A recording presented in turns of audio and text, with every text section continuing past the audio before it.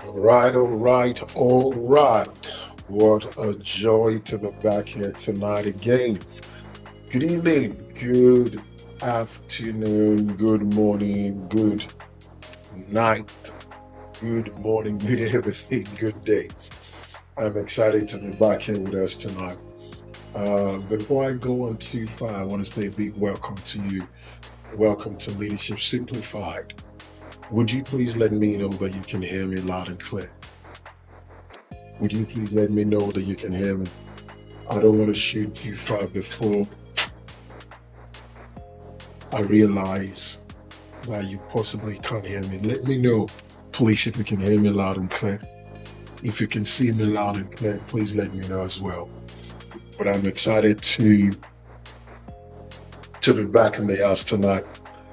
If this is your first time, welcome to Leadership Simplified. Excuse me. My hope, my desire is that this will incredibly bless you. Thank you, Maddie. This will incredibly inspire you. So I'm loud and clear. You can hear me loud and clear. You can see me clearly as well. So thank you. What a joy to be back here tonight. Leadership Simplified has been explosive, it's been amazing, and we keep coming together every Tuesday night or Tuesday evening to feast. I don't want to use church language, to say with fellowship, but to some extent, to some degree, that's what we do. Fellowship is not really a church language, to be honest. It's a language of relationship, it's a language of humanity. And Leadership Simplified is about helping you to discover your leadership, nurture your leadership, deploy your leadership so the cycle can continue. You can help others to do the same. Excuse me, and the people you help can go ahead and also help others to do the same. We continue that cycle like a legacy that should not be unbroken. Why is leadership important? Because leadership touches everybody, and leadership touches everyone. Leadership affects everything, regardless of who you are, where you're coming from, the faith you profess, or even if you claim to be an atheist, which really doesn't make sense. Leadership affects you. Um, you're a product of leadership. Your life is still being determined, or the direction of your life is still being determined by leadership, regardless of who you are, where you come from, whether you're the one seated at a table of decision, somebody else is sitting at a table of decision. The decisions that have been made either by you or collectively by you and some other people are affecting your life. The interesting thing is the decisions are not just affecting your life, they are affecting the future. If you've got kids, if you've got children, they are also affecting the future of your children. Those decisions are determining how your kids are going to turn up, the kind of job they can get, if they can start a business, if they can establish businesses or companies, start organization. Leadership is so powerful that its impact, its consequences are multi-generational. And if we refuse to learn about it, if we refuse to learn it, if we refuse to engage in it, we will have nobody else to blame but ourselves. I realize that one of the systems of government in the world, which is very popular now, called democracy, is defined as government by the people and for the people. But if there is something that I've noticed a lot of times in nations or countries where democracy is being practiced, a lot of the people who cry for democracy do not get involved in running the country. Sometimes, not necessarily because the ones who sit in the office as the governors, mayors, president, members of parliament, ministers, federal ministers, or chief of army staff and co don't give the room for them to be involved. Oftentimes, the problem is the very same people who want a government for themselves do not know that they have a responsibility to play when they elect people into offices to run the government of the nation, to run the government of the state or the local government effectively. So what happens? Sometimes we end up rather having to fast and pray about things that God has given us the mind or the wisdom or the common sense to deal with. Take, for instance, if you want to buy bread, you know where to get the bread, you know the kind of bread you get. Do you have to fast and pray to go get it? Absolutely not. You take your money with you or your card with you or your smartphone or your smartwatch with you. You go to where you're going to get the bread. You take the bread you want, make payment for it, and you go your way. But sometimes we are down to having to pray for a miracle or trust God for a miracle when we fail to handle our businesses right, when we fail to be knowledgeable about our responsibility in running this world, but we shut the responsibility to people we've chosen and placed in position of power. Now, don't get me wrong, the people that have been elected, they have a great responsibility in ensuring that the nation is well run.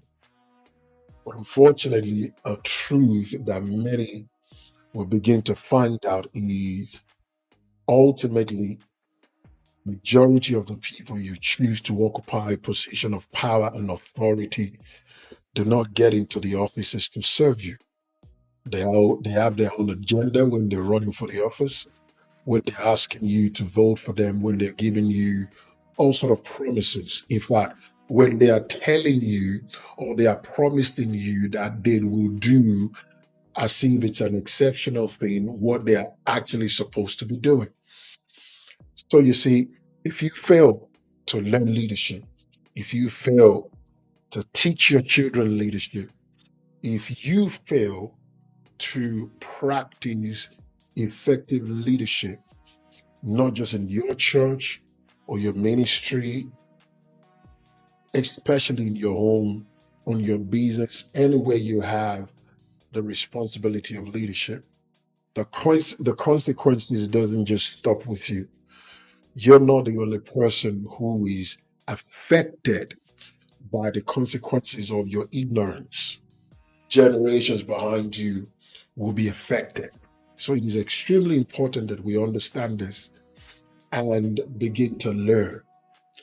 And sometimes in the process of learning, we have to unlearn some things and learn new things. I've had to do that. In some ways, I am doing that because as you receive or get more understanding about something, it also shows you the wrong understanding you had before. Now, you don't put a new wineskin on an old one. You have to do away with the old one and take hold of the new wineskin. And sometimes, even with also Christians, I realize that sometimes we have a tendency to not gravitate towards the wisdom of God, but rather gravitate towards the power of God. We want God to move, even when He's given us the brain, the instruction, the opportunity, and the necessary resources to do what we need to do. Sometimes we still pray that He will be the one to do the thing that is already done or is already provided for. So leadership is important. So I welcome you once again to Leadership Simplified. This is not a preaching session. It is a time when we break down what leadership is all about in practical form. Get really practical. It's not a platform or a time or a session to just fill your mind with information. It is also a time where the information shared, the knowledge shared, shines light on your soul, on your heart. So you can see areas where you need to correct things. You can see areas where you need to remove certain kind of mindsets and replace them with an healthy way of reasoning about leadership. It is a time where if you take seriously and begin to apply what is taught, what is shared in your personal life, where leadership actually starts, you will see an incredible change in your life in time. Excuse me. If you want to go from where you are to where you need to be or to another level, be it in your career, in your profession, in ministry, or in your spiritual life, you must become a different person by embracing a different regimen. If you want to become something you've never become, if you want to do something you've never done, you will have to understand that you have to embrace the necessity of becoming a different person. The change you want to see will first of all affect you. It will first of all change you before you become a conduit of that same change to other people.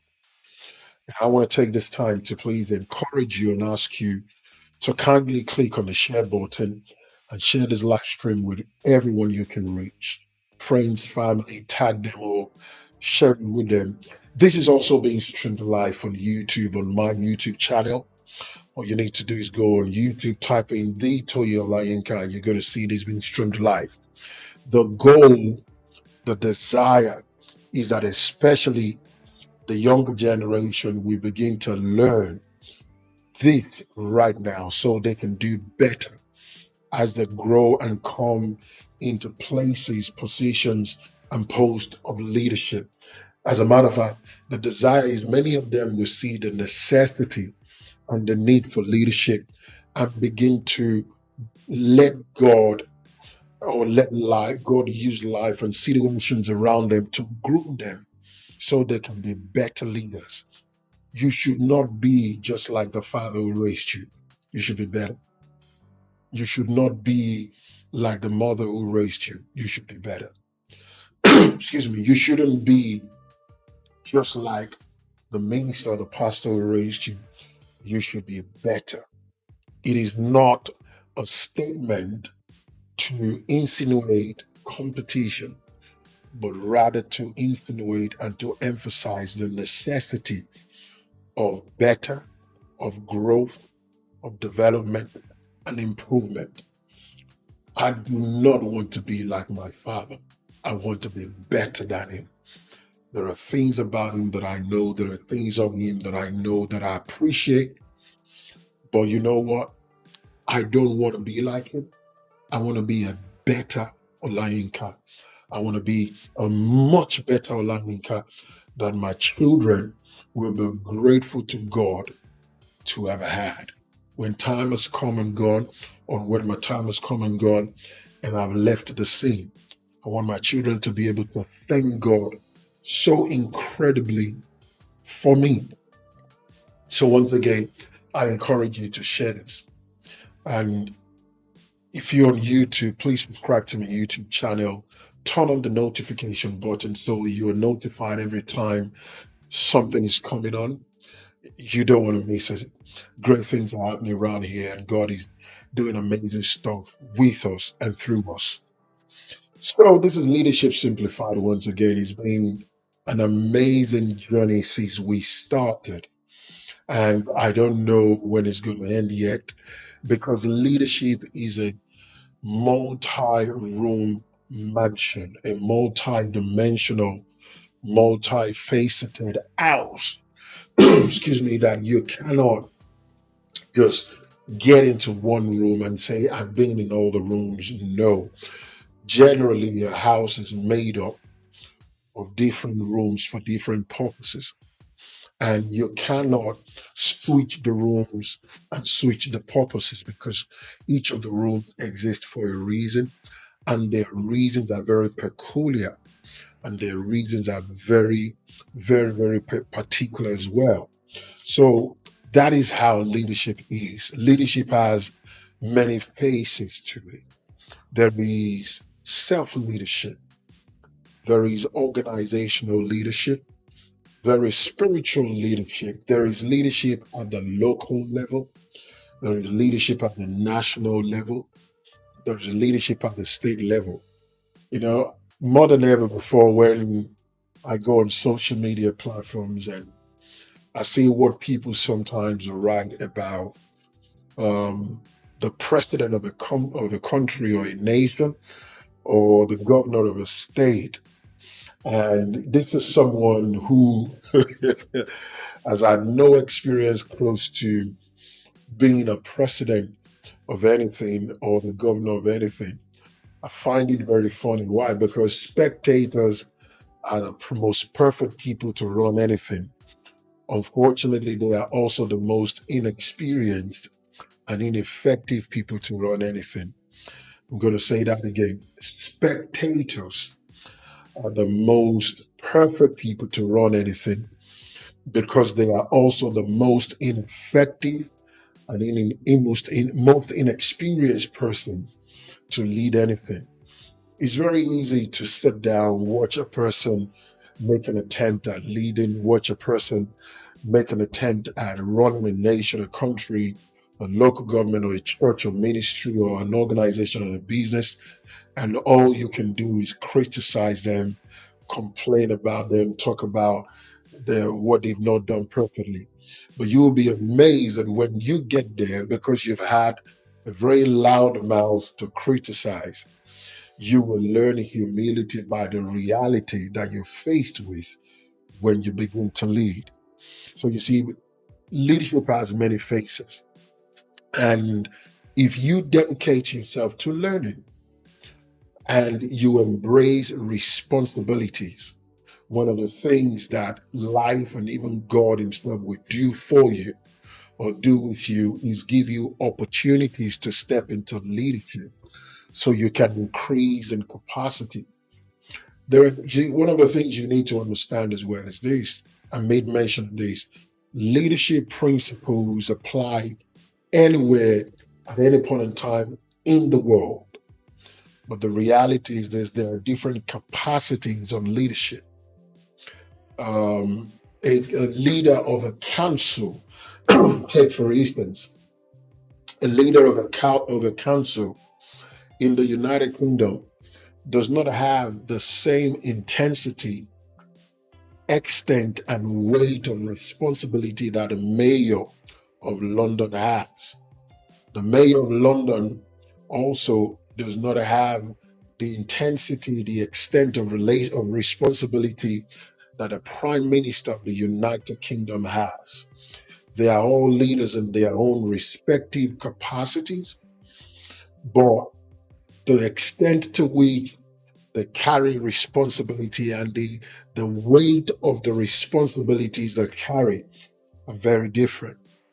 If there is an emergency in the United Kingdom today, a national emergency, let's say a national emergency that's got to do with security, the prime minister, wherever he is in the world, let's say it's out, if it was outside of the country, he will have to find his way back to the United Kingdom as soon as possible. Why? Because when all the intels have been gathered, all sort of meetings have taken places, excuse me, all sort of works behind the scenes have been coordinated. If there's a decision to be made, the buck eventually lies with the prime minister, which means the millions of people in this country, their lives, to an extent, to a great extent, lies in the decision that a prime minister will take. So you see, different capacities of leadership, leadership in different capacities, weight of responsibility in different capacities. This is why just because you're a leader on a level does not make you an all-rounded leader. It doesn't mean you have all it takes for you to just be automatically effective at leadership in any place.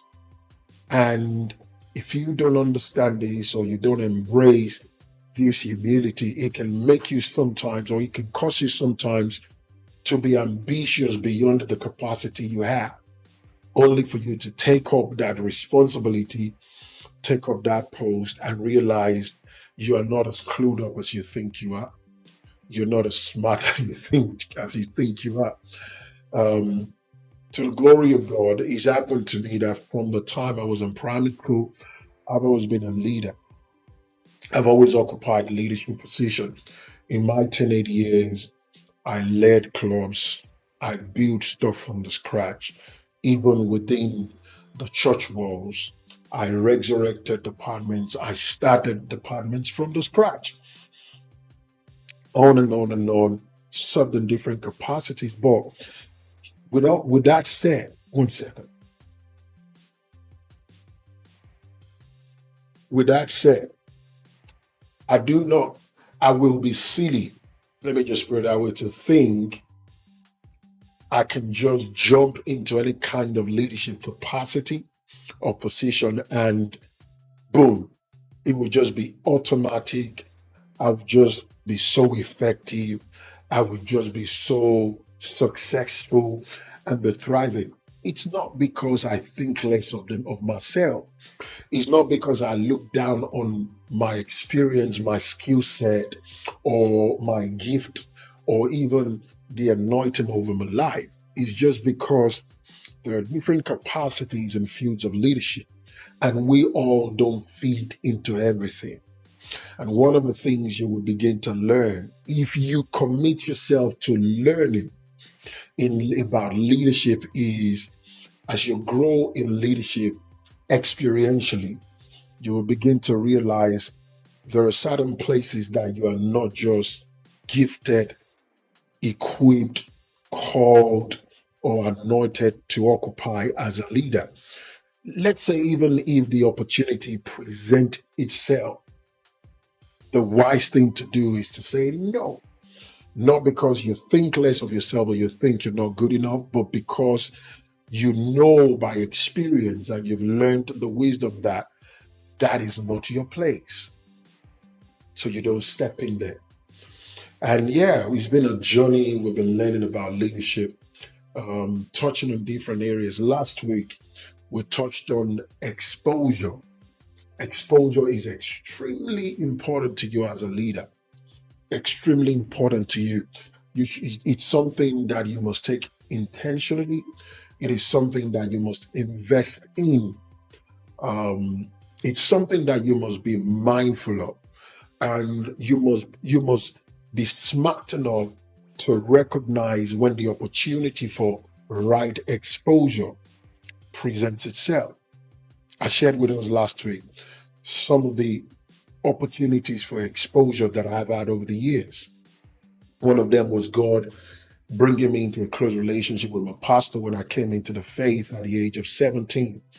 Few months after I came into the faith, the Lord thrusted me into ministry. And not literally just about the same time, the Lord granted me this favor with my pastor.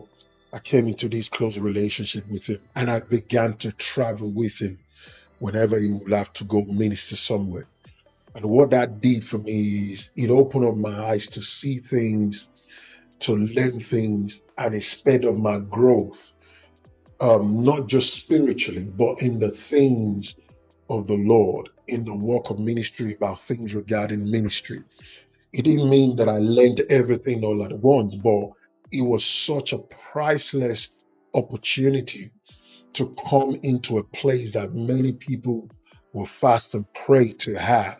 For me to have that proximity to a leader who is well ahead of me, more experienced than I am, to learn from him up close and be to get to places with him and have the opportunity to even stand on platforms with him. And I shared with us how one of the blessings of that will happen when God gives you that kind of opportunity and you wisely and faithfully receive them and manage it. One of the blessings is sometimes you go with your pastor first, or God takes you to that place to go serve your leader. And God has a way of opening that same place to you, um, for you to go and be a blessing. And I've seen that happen over the years. There were places that I went to with my pastor or with a mentor to minister just to serve them, to serve my pastor, serve my mentor.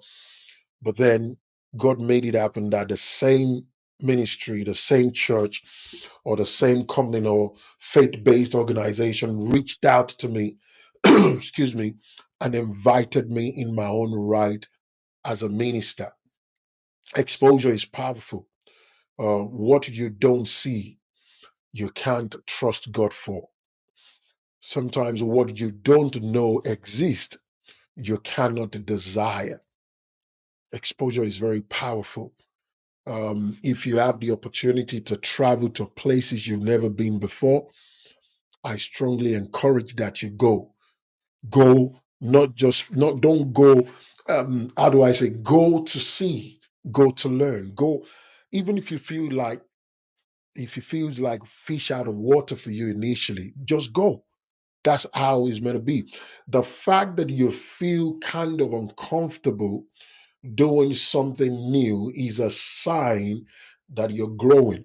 That feeling of apprehension, that feeling of uncomfortability that you feel initially is a sign that you're stepping into a new territory. If I'm going to be very honest to you, it's something that happens to all of us. Is a feeling we oftentimes have, but you need to understand it's just a feeling. It is not a confirmation that you're going to fail. It is not a confirmation that something is going to go wrong. Every time you're doing something for the first time, excuse me, or you're going somewhere for the first time, you're attempting something for the first time, you will always have that feeling of apprehension. You're starting a business. You've never started a business before. You've never run a business before. You're starting a church. You've never led a church before. You've never been the number one man. You're starting a ministry or something you've never done before. You're starting a research academical project. You will have that feeling of apprehension. Sometimes you feel like, where do I start from? How do I go about this? It's normal. And it's a blessing when you have somebody that you can learn from. And I want to, excuse me, strongly emphasize that with the younger generation. Believe me when I tell you, you're not qualified to be a teacher if you are not a living student. Too many people try to teach what they don't even know, the life they don't live, a principle they don't live by or practice. What you find is this: when life puts a call upon you or makes a call on you to deliver that which you've been saying, unfortunately, because you've just been saying it, you've not been living it, what you're going to experience is failure, a failure that is very much avoidable. So you see, it's important that you realize a teacher is just a student who will not stop learning. I have people that I draw from, and I don't mean a lot of people, because that in itself is not even healthy. You shouldn't have multiple people that are just speaking to you, pouring into you. One of the things I believe, especially for those of us who are Christians, that God does for us is God gives us a few teachers after his own heart. You cannot eat from every table and not end up being poisoned. You cannot learn from every Tom, Dick, and Harry who seems to have something interesting to say. If you want to be a person of sound theology, if you want to be a person of sound philosophy, your teachers have got to be few. You cannot be tuning in and sitting down to hear everyone who says something. It does not mean all of them, maybe something is wrong with them, or what every one of them is saying is not right. It's just a matter of fact that, look, there is, if a river exists and every other river pours into it, that river will be a dump. It will not be refreshing. The water will not be refreshing. The water will be death to anything that lives in it. And I want to strongly encourage you to prayerfully consider those you listen to, those you watch. Because let me tell you, one of the things, especially for you who is a Christian, or especially for us who are Christians, one of the things God does in raising you healthily is to connect your heart with a few people. Is one of the key things that should happen to you about the church you go to. The reason why you go to that church shouldn't be because it's not far from your house, or just because that's where your friends go, or because you like the music there, or because the pastor looks nice, or you like the pastor's swag. No, there should be a heart to heart connection, a spiritual connection you feel to the person who is your pastor and to the church that is your local church. The same principle applies, or the same truth applies when it comes to who God gives you as a mentor. You shouldn't choose a mentor because they can help you to get to this place. You just want to ride on their back, use them to get somewhere, and that's it. No. What God wants to give you, the most important thing that God wants to give you through your mentor or your teacher, is the truth or the wisdom that they have, not the money in their pocket, but the wisdom in their mind, the truth in their heart. So you see, it's very important, especially if you're a Christian, to prayerfully consider. I personally believe that when you call someone your mentor, the person, what do you mean? And I think I'm gonna touch on this today. A lot of people don't know what it means.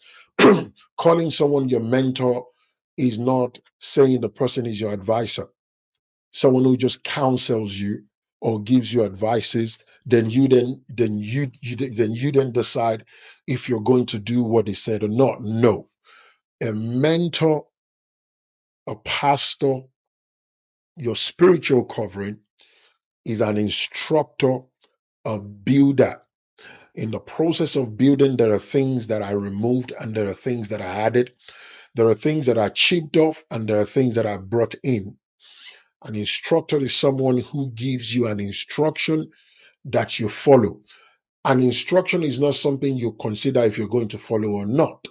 An instruction is something that you are bound to obey, you're bound to carry out. You can decide if you're going to take someone's advice or not, depending on who the person is. If I offer you an advice, you have the right to say, I'm not taking it all. Well, I kind of feel good about it. It makes sense. I am going to follow it. But when I am your mentor, I will instruct you in truth, in righteousness, and by the reason of the fact that I am your instructor, your mentor, you follow the instruction given. It's the same way it works. You go into the scripture, you will find places where the apostle Paul gave instructions rather to leaders of churches and also to individuals. He didn't counsel them. He didn't advise them to see if they will follow, for them to choose if they will follow what he said. He gave them clear-cut instruction. He told them what to do. He told them who to welcome. He told them who not to welcome into the fold. That is what a leader, a mentor, an instructor, a spiritual covering exists for. The existence of a mentor in your life, a pastor, an instructor, is for the development of a sound character in you. And I want to say that again, especially for those who are called into ministry. And when I talk about ministry, I'm talking about the aspect of ministry that is visible to the public, people called into public ministry. Sometimes a lot of people have this mentality that the platform of their mentor, the platform of their instructor or their spiritual father is an entitlement, something that they are entitled to, and they must, the pastor or the leader or the mentor or instructor must by force, under any circumstance, give them platform to shine. To start with, that is a very wrong mindset. God gives you shepherd after his heart to lead you, to shape you, to make you ready, sound, seasoned. Number one, for you to be a sound believer. Number two, for you to fulfill God's purpose for your life. And I'm going to emphasize, I'm going to repeat that. No leader owes you a platform. God has given the platform to the leader. The leader has built the platform. It is one of the tools God has given to him to raise you, but you are not entitled to it. You must not allow yourself to feel entitled to your leader's platform. Let's say your pastor, you're part of a local church, your pastor pastors 10,000 people. And in your mind, you've been dreaming of the day pastor will ask you to preach so you can record it. And all you have in your mind is record it, take pictures, and post on Facebook. That's a wrong mentality. God has given you that person to mentor you, to build sound Christ likeness on the inside of you, first and foremost, sound character. In the process of building you, that you may fulfill God's purpose for your life, God has a way of instructing them to give you an opportunity on that platform for the gift and the calling of God in your life to find expression. Never feel entitled to what your mentor has. Are you listening to me? Never feel entitled to it. Their time, their attention, their money, their support, the material, their prayers that they give to you, that they pour on you, is an honor and a privilege, but never a right. So be grateful, remain honorable, and remain humble in how you handle that relationship. So, um, one second, one second. So you see that the development of you, not your personality, but the development of your person, is God's ultimate desire when it comes to giving you a leader. Because in God's plan and purpose, the way God operates, God uses men to raise men. God uses men to raise men. So you see, part of raising you is you embracing instruction, following instruction, and doing following it faithfully, humbly, and honorably. So you see, if you happen to be the kind of person who can take instruction from anyone, you have nowhere you're going. You have nowhere you're going. And the thing about God is this: if you happen to be the person who sees what is wrong with everyone but not yourself, you're not going to be raised. God will always use imperfect people to raise other imperfect people to do his perfect work. Now, hear me out. There's a difference between the imperfection of our flesh or soul and wickedness of heart. God does not excuse wickedness. God understands that you and I, we have imperfections. And I'm going to be touching in the process of this teaching on Leadership Simplified. I'm going to be touching on how to manage your relationship with your leader. When God gives you a spiritual covering, a pastor, a mentor, you need wisdom to manage that relationship. Let me tell you the reason why. Oftentimes we have these expectation of perfection from our leaders. And sometimes some of you, you're even here on this platform tonight, you're not happy with a leader in your life, or you're having an issue with a pastor God has given you or placed over your life. And in your mind, you are very convinced that you're right. And in theory, you're right. You might be right, or you may be right in theory, but in reality, you're very wrong. Because possibly what you are angry about is just the sincere and just the sincere and honest humanity of that leader. Let me say something to you. There is no leader who does not have a right to be human. I know we live in a world where the cancel culture has become a thing. Somebody finds out something about a leader, or a leader makes a sincere mistake, and everybody wants to cancel that leader, throw that leader under the bus. It is total nonsense. It is stupid insensitivity. It's an unbiblical way of dealing with people. It is an unrighteous way of handling a leader, especially when you're talking about a man or a woman who had served people sincerely, who still serve people sincerely and honestly to the best of their capacity and even go the extra mile.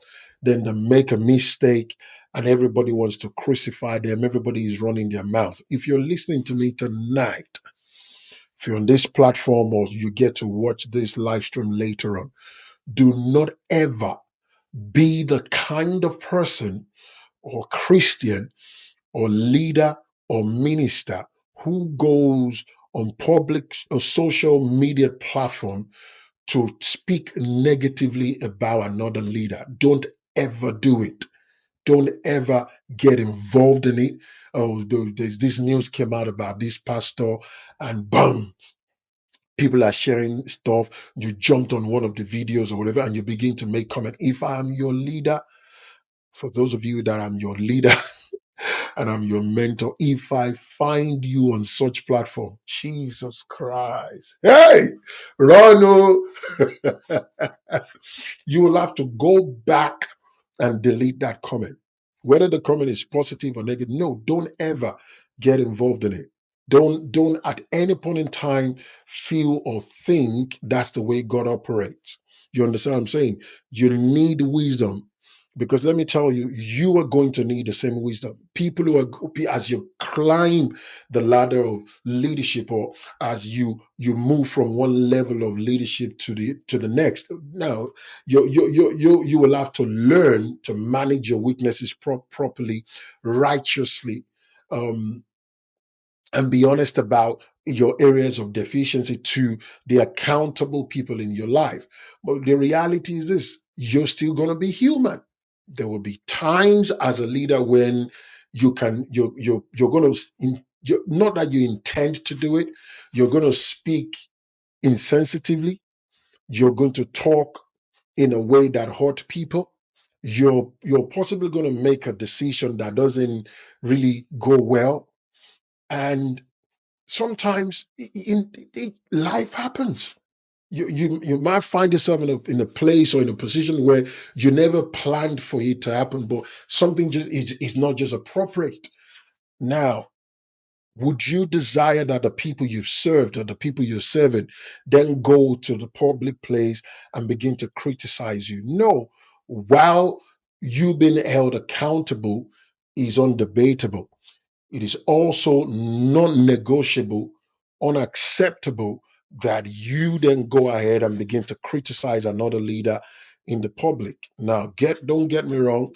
There are times we call certain people, especially for those of us who are Christians, there are times we call certain people pastors or leaders or ministers who are not pastors. They are charlatans who use church language, diabolic means to fool people. When we find them out, we disassociate with them, we cut ties with them, we don't recognize them, we don't have any dealings with them like the Bible teaches. But when someone is a credible leader, a credible Christian in the body of Christ, a member of the body of Christ, you don't go to public places and begin to run your mouth about them. It's very unbiblical. I mean, and you're going to realize even you, with all your sense of righteousness or loneliness, you still have your deficiencies. There are times you will make mistakes. If you're not making mistakes, it means you're not living. It means you're not leading. It means you're not attempting. And when you make mistakes, what you desire, what you want to get from people is grace. Sow that seed of grace. So you see, in your relationship with your leader, you need wisdom. Your leader is still human. They have the right to still be human. Don't have, like I said, too many of us, we have this expectation of pastors that anytime we have a problem, they should have the answer. Anytime something is wrong with us, they should know how to sort it out. Anytime we need money, we need some money for something, they should have it to give to us. Anytime we call them or we text them, they should be available to respond to us. No, your leader needs time to rest as well. Your leader needs time with their family as well. Sometimes they need time with just themselves. Maybe your leader is even taking up a course in a university course, or a professional course. They need time to study. They need time to write the exams. They have 24 hours like yourself.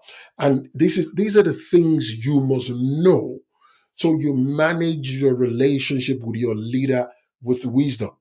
Sometimes I realize, like I said, that a lot of times the problem with many of us is we are very out of touch with reality. And when you become out of touch with reality, you will not walk in wisdom. And you need wisdom to manage your relationships, including that with your spiritual covering, your mentor, or your pastor, or your instructor. You need wisdom. You must be able to discern when to allow a bit of space, and when you're going to speak to them, you need wisdom to know how to approach them about things. This is one of the things I've said a number of times. Um, Even in marriage, your marriage, no matter how close someone is to you, your relationship with them is not a dumping ground.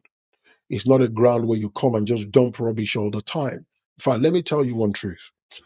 There is no pastor, there is no minister, there is no leader who, when they check your dealings with them, 80% of the time you're constantly coming with bad news, who will not at some point develop a sense of weariness towards you. Wow, I'm touching on this tonight. But it's leadership simplified. If you check yourself as well, be honest with yourself. If you have someone who 80 to 90% of the time when they show up, when you see them or when they talk to you, is always bad news.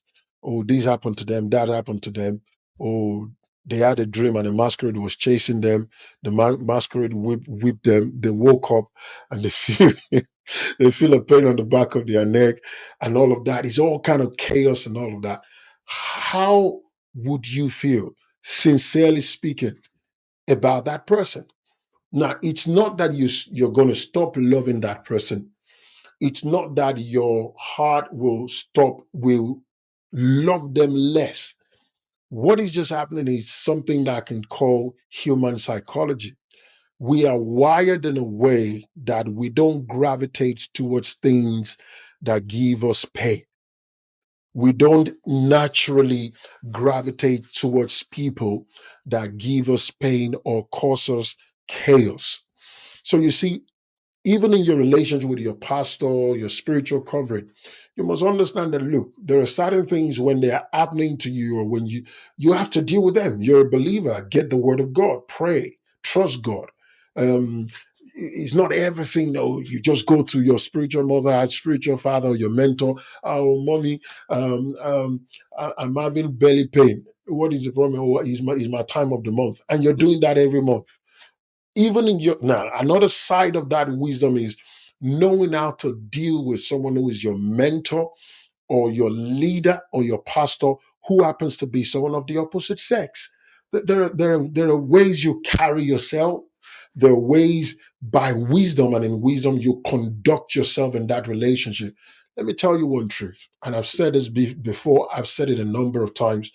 Just because someone is your spiritual father does not mean that their humanity is locked away. If you happen to be a lady and you have a pastor who is male, you have a mentor who is male, you have a spiritual covering who is male, there are ways that wisdom dictates that you conduct yourself. Do not encourage what should not happen by the reason of how you conduct yourself out of wisdom. There ought to be some boundaries in place. There ought to be some boundaries in place. If you're a guy and your mentor or your spiritual covering is a woman, there ought to be some boundaries as well. I was speaking to one of my spiritual daughters a few months ago.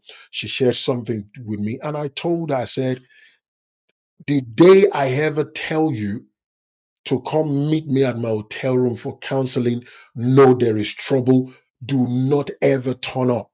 And I said to her, no pastor, no mentor, no spiritual father, no prophet should pick up their phone and tell you to come to their hotel room at night or in the evening that the Lord has spoken to them and they want to pray for you. That is nonsense. I'm going to drink water on that.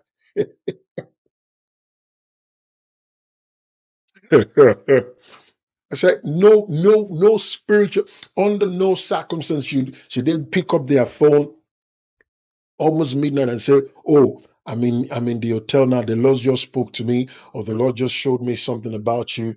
I want to pray for you. The Lord said I should pray for you. I should lay my hands on you. Come. And you too, you are jumping and you're carrying yourself and running to go and meet your spiritual father. That's nonsense. That sort of behavior from you shows that you are also spiritually, you're unintelligent spiritually. That should not happen. If God has shown something to your pastor, to your spiritual father, or your covering, who is someone of the opposite sex, and they can't wait till the next morning to communicate it to you in broad daylight, share it with you, and pray with you, then they should forget about it. There are ways you conduct yourself. And even you, as you're growing in leadership, these are things you must know. These are things you must be aware of. These are things that you also have to grow with. Excuse me. Unfortunately, in a lot of meetings that I've seen about leadership or books I've seen about leadership or I've read about leadership, only very few address something like this. But you see, these are part of the things you must learn, you must be aware of, and you must inculcate into your person. Um, I was I was in Liberia, I think about 3 months ago now, and during the School of Leadership and Ministry, I was sharing with the guys, and I was sharing with the young leaders who were in there. I said, "Look, you must understand that there's a way you hug a lady that is right, and there's a way you hug a lady that is questionable. You don't. There's a way you shake hands with a lady. As a matter of fact, I personally believe if the lady is not your friend, um, if you guys don't have a relationship that warrants it, clean, healthy, non-romantic relationship, I mean, that warrants it. As a man, you shouldn't be the one stretching forth your hand to shake a lady. Let her be the one to do it. I five or so. And why, if you don't have the relationship that justifies it, why hold the lady's hands for 10, 15 minutes walking around and not letting it go? As a leader, it's important. This is part of what jurisdiction in leadership is about. There must be checks and balances. There must be checks. Yeah, I think Victoria, you are the slam when I shared this, right? You remember you were slam in Liberia when I shared this. There must be checks and balances. There must be checks and balances in your relationship with your spiritual with your leader, with your mentor, your coach, spiritual coach, whatever title, whatever you want to give to it. There must be checks and balances. There must be boundaries. Let the relationship be well defined. An undefined relationship is a foothold for the devil. If anybody sees you with that man, you should be able to clearly tell and state who he is to you. Oh, who is that man? He's Pastor so and so. Who is he to you? My mentor. Oh, who is that man? Minister so and so. Who is he to you? My pastor. Oh, I saw you yesterday. You're going into this place with this woman. Who was that woman? That's my wife. That's my pastor. Or that's my pastor's wife. There has to be clear-cut definition. A man, phew, Jesus, I don't know why I'm touching on this tonight. You know, yeah. But yeah, there has to be checks and balances. Now, the reason is because let me tell you one thing. As a leader, whether rightly or wrongly, you're going to be questioned at different times by different people. Something you must also understand, at any level of leadership that you're operating, people are watching you. And some of the people who are watching you are people who are genuinely watching you to learn from you. They're not watching to criticize. They're not watching to find the fault. They're not necessarily watching because they want to look for what is wrong. They're just watching because they look up to you. You're a leader. And everything you do, the way you talk, the way you dress, the words you use, how you carry yourself is a lesson for them. So when you do the wrong thing, when you do the wrong thing, when you have no checks and balances in your life, when you have no boundaries in your life, what you are automatically teaching is error. What you're automatically teaching is passing on the wrong ideology of leadership. I'll tell you this. A few years ago, I had this young man who was part of our ministry team.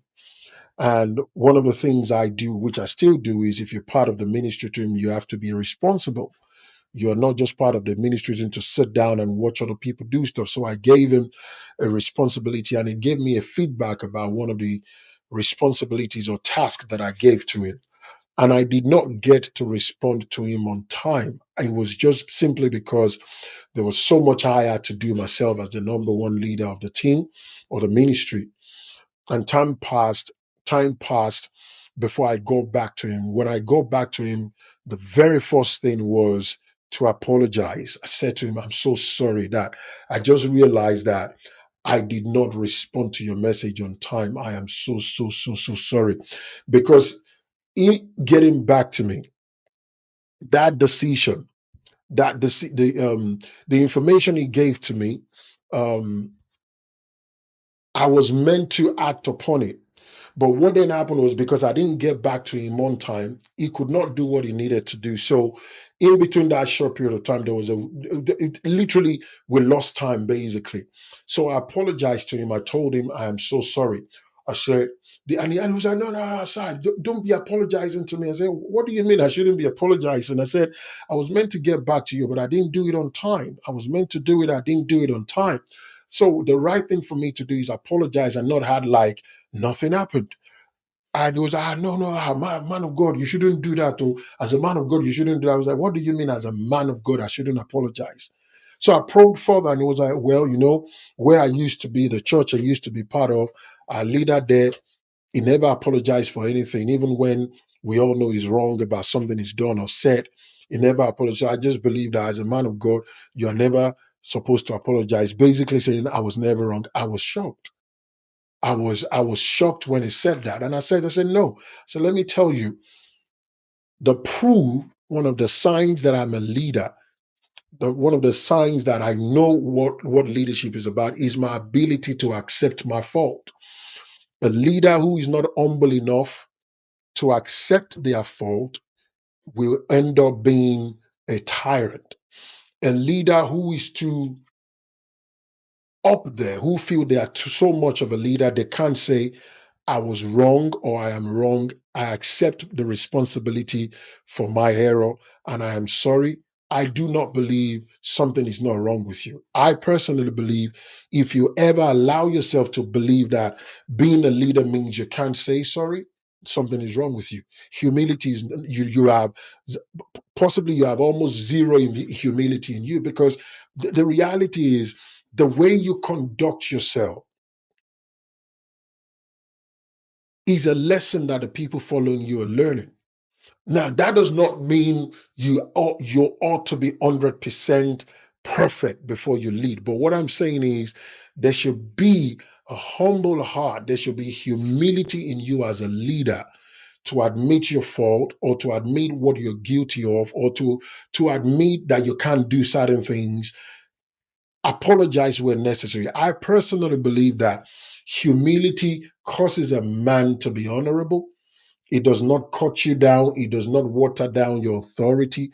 It actually makes you more honorable before the people you lead. So I was shocked when he said that to me. So it made me to realize more than ever before that, you see, as a leader, the way you do the things you do are a lesson some people are learning because they possibly don't have the opportunity to see leadership from another perspective. They are taking what you're doing as how it should be done. So you see, it is extremely important that you are mindful of how you conduct yourself. You're going to make mistakes. Let me tell you that straight off. With the best of intention as a leader, you're going to make mistakes. You're going to mean the best and sometimes just get it totally wrong. What should matter to you is not perfection. What should matter to you is that you are grounded enough as a leader to admit your shortcomings and humbly render apology or restitution where it matters. Now, when you've done what you're supposed to do, rendering apology or making restitution where it matters, you've done what God expects you to do. And you should do it humbly, you should do it graciously.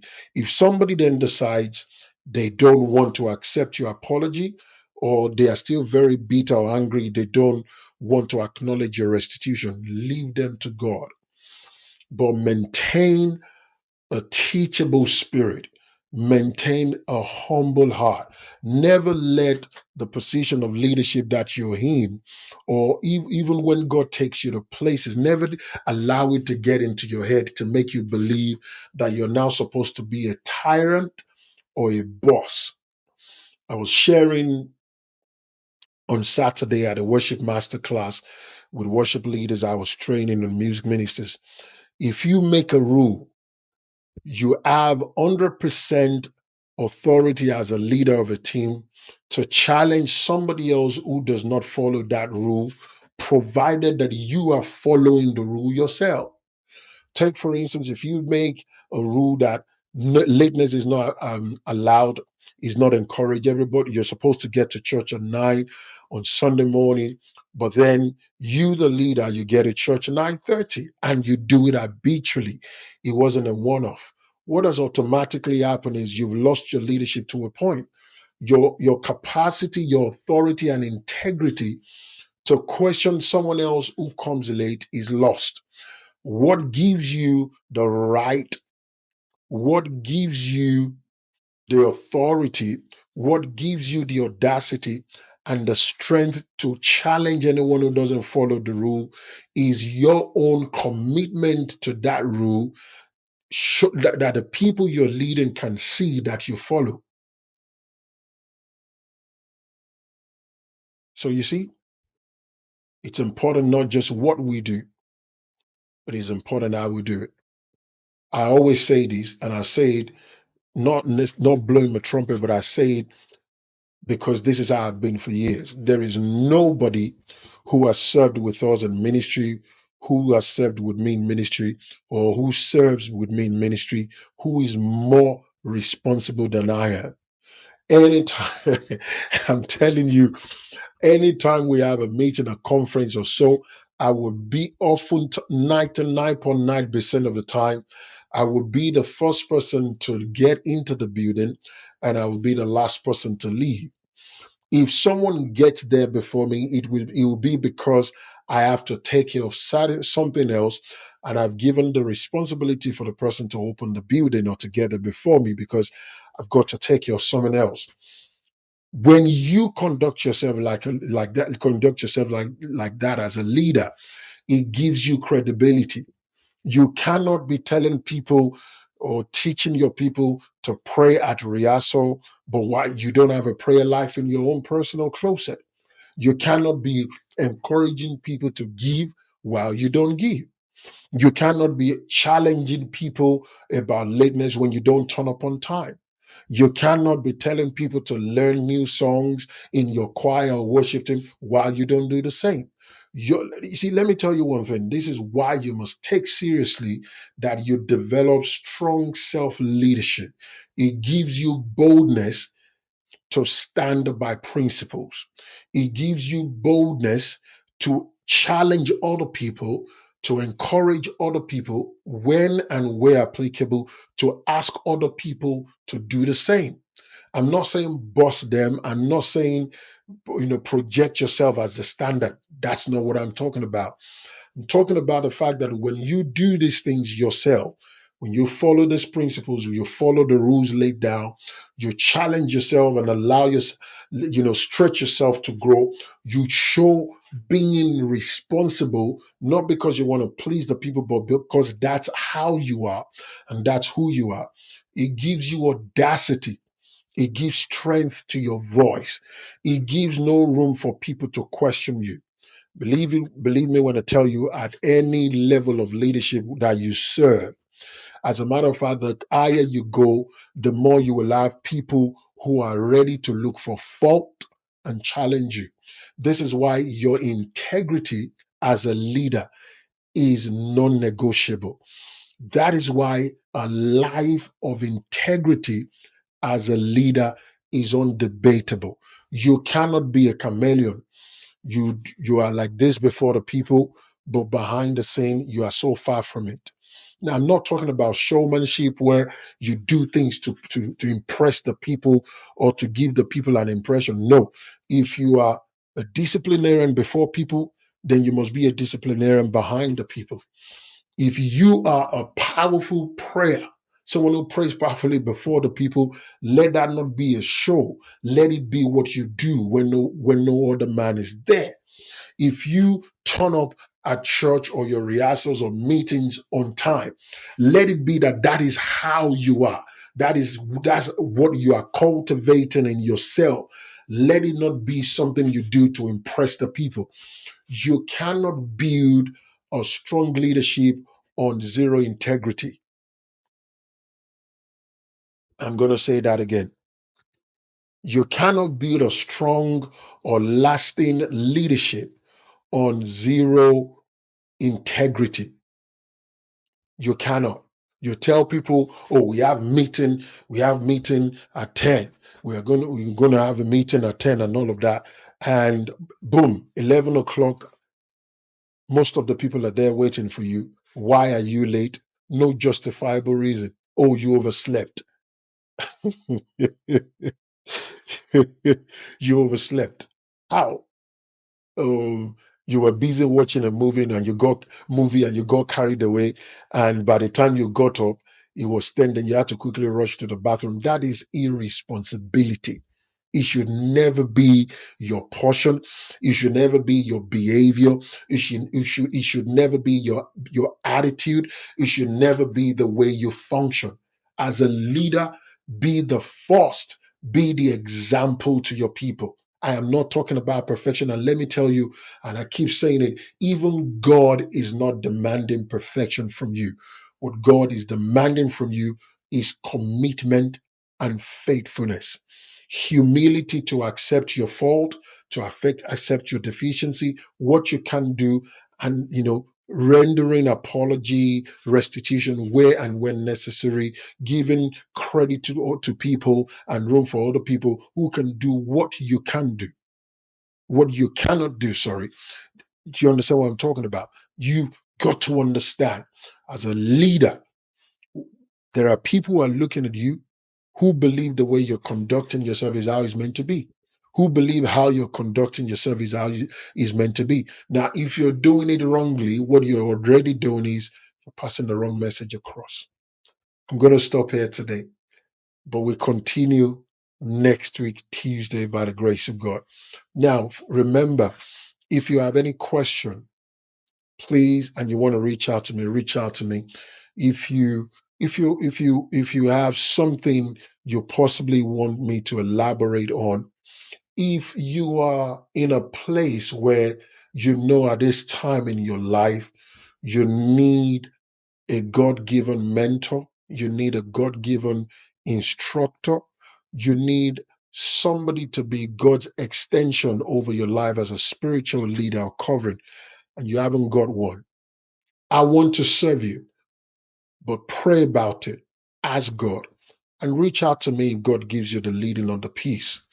It's my desire to use all that God has given to me, all that I am, to help you become a better you. Step into God's purpose for your life, discover His call over your life, and walk in it, fulfilling destiny and helping other people do the same. God bless you. I look forward to another time with you next Tuesday. Same time, same platform. Let's be on time, and please spread the news. Come with someone. Share this with your family.